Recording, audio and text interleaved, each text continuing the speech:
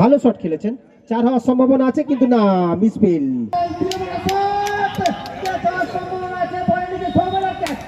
উদ্দেশ্যটা মহৎ। ছেলেরা মোবাইলে ঘরবন্দি, তাদেরকে মাঠে টেনে আনাই উদ্দেশ্য। সেই উদ্দেশ্যেই আরা ভিলেজ কালচার আয়োজন করেছিল সীমিত ওভারের ক্রিকেট প্রতিযোগিতা। এই ক্রিকেট প্রতিযোগিতা অনুষ্ঠিত হয় আরায়। মোট 12টি দল অংশগ্রহণ করেছিল এই প্রতিযোগিতায়। গত 13ই মার্চ থেকে শুরু হয়েছিল ক্রিকেট কার্নিভাল, যার আজকে ছিল ফাইনাল খেলাটি অনুষ্ঠিত হয় বামুনাড়া 11 বনাম কালীগঞ্জ আলো 11, যেখানে বামুনাড়া 11 33 রানে পরাজিত করে আলো 11কে।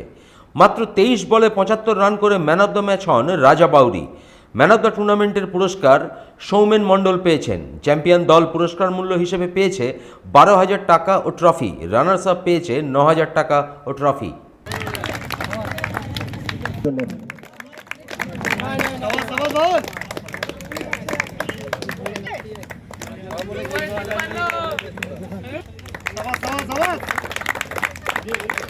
একটা জোরে হাততালি হয়ে যাক। এর আগে কালকে আমরা 3 দিন ধরে আমাদের এই মাঠেই আড়া কালচারাল ভিলেজ কালচারের ছেলেদের পক্ষ থেকে একটা ইন্টার ভিলেজ ক্রিকেট টুর্নামেন্ট হয়েছিল, যেটা আমাদের কালকেই পরিসমাপ্তি ঘটেছে। সেখানে 8টা দল অংশগ্রহণ করেছিল এবং যথেষ্ট ভালো খেলা হয়েছে। দর্শক যারা এসেছিল তারাও খুব আনন্দ লাভ করেছে এবং আমাদের একটা প্রচেষ্টা ছিল আমাদের আড়া ভিলেজ কালচারের ছেলেদের পক্ষ থেকে, যে সব ছেলেরা এখন মোবাইলের ঘরবন্দি হয়ে গেছে তাদেরকে আবার মাঠে ফিরিয়ে আনার জন্য আমাদের এই প্রচেষ্টা, এবং এই প্রচেষ্টাতে আমরা অনেকাংশে সফল হয়েছি। আড়া ভিলেজ কালচারের ছেলেদেরকে আমরা যথেষ্ট ধন্যবাদ জানাবো এবং তারা যেভাবে কাজ করছে, সমাজে যেভাবে এগিয়ে চলেছে, তাতে আমরা আরও ভালো ভালো খেলার আয়োজন করতে পারবো এই আশাই রাখছি।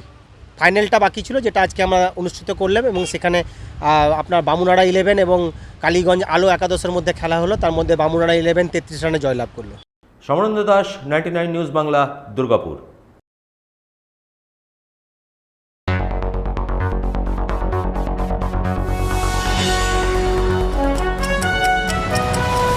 আপনারা দেখছেন 99 নিউজ বাংলা।